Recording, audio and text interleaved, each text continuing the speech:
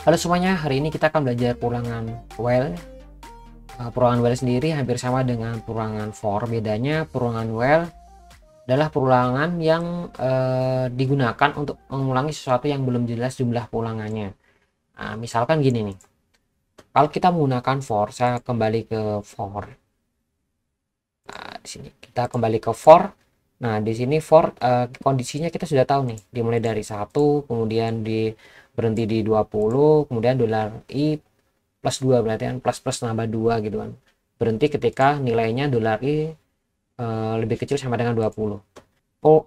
Sedangkan perulangan while digunakan ketika suatu kondisinya belum jelas pengulangannya.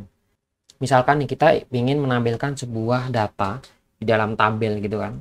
Nah, data itu misalkan jumlahnya ada 10, oke, kita udah pastikan pengulangan ini akan dilakukan sebanyak 10 kali. Tapi misalkan data itu, tabel itu kan datanya akan selalu bertambah, kita nambah-nambah, kita nggak bisa menampilkan misalkan tabel mahasiswa yang jumlahnya akan bisa bertambah terus gitu. Kita tidak bisa menentukan kondisinya itu akan berhenti di pengulangan keberapa kali gitu, atau mau menampilkan data itu berapa kali. Nah, dengan menggunakan while itu kita bisa menampilkan jumlah datanya tanpa kita mengetahui kondisi akhirnya. Nah, di sini ada formatnya. Jadi bentuk dasar dari pengulangan while itu cukup dengan while kondisi statementnya. Jadi dia akan mengulangi sesuai dengan jumlah yang saya contohkan tadi dalam tabel tadi, sesuai dengan jumlah datanya di dalam tabelnya. Ketika datanya itu bertambah, dia akan mengulangi atau menampilkan data itu sesuai dengan jumlahnya. Kalau kita menggunakan for, kita harus tentukan pasti nilainya. Nah, itu tidak cocok untuk digunakan ketika kita ingin menampilkan sebuah tabel yang datanya itu nanti akan selalu bisa bertambah atau berkurang. Nah, bentuk dasarnya adalah while itu seperti ini.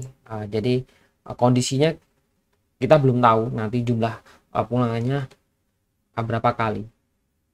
Sedangkan kalau for, kita sudah tahu kondisi pengulangannya akan dilakukan berapa kali. Nah, kita akan contohkan penggunaan while dalam bentuk seperti for. Jadi misalkan dolar i saya isi dengan nilai 1, kemudian saya buat while, kemudian kondisinya jadi dimulai dari 1, kemudian dolar i lebih kecil dari 10, misalkan lebih kecil dari 10 sama dengan oke, kemudian kita setelah kita sudah buat dimulai atau startnya, kemudian ini kondisinya, kemudian statementnya apa. Nah, sekarang misalkan echo, saya ingin tampilkan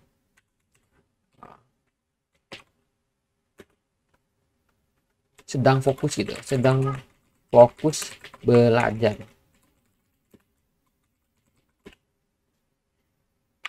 Lari. Oke, jangan lupa ditutup paragrafnya. Oke, jangan lupa incrementnya harus dimasukkan. Oke. Dimulai dari 1, untuk kondisinya dolar i lebih kecil dengan 10, dan tampilkan statementnya ini, sedang fokus belajar PHP. Oke, kita jalankan. Oke, teman-teman, sudah tampil ya. Jadi intinya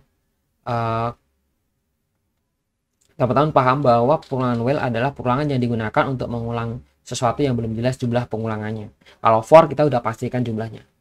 Nanti kita akan contohkan dengan praktek-praktek dalam membuat sebuah, kapan kita menggunakan perulangan for, kapan kita menggunakan perulangan while.